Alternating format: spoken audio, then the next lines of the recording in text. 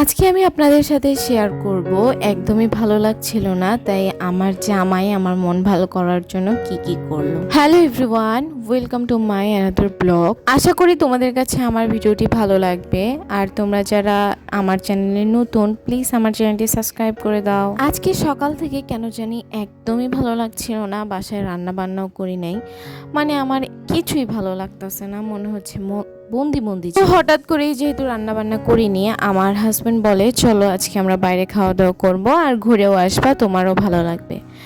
প্রথমে আমার রাগ করতেছিল, মানে আমার ভালো লাগতেছে না, বাইরে যেতেও ভালো লাগতেছে না। পরে আবার ভাবলাম যে ঠিক আছে যাই। বাইরে যাওয়ার পর গাইস দেখো ওয়েদারটা কত সুন্দর। আমরা যখন বের হয়েছি তখনও কিন্তু অনেক পরিমাণে রোদ ছিল, বাট বের হওয়ার পর ওয়েদারটা এত বেশি সুন্দর, আমার মন তো পুরো ফুরফুরা হয়ে গিয়েছে।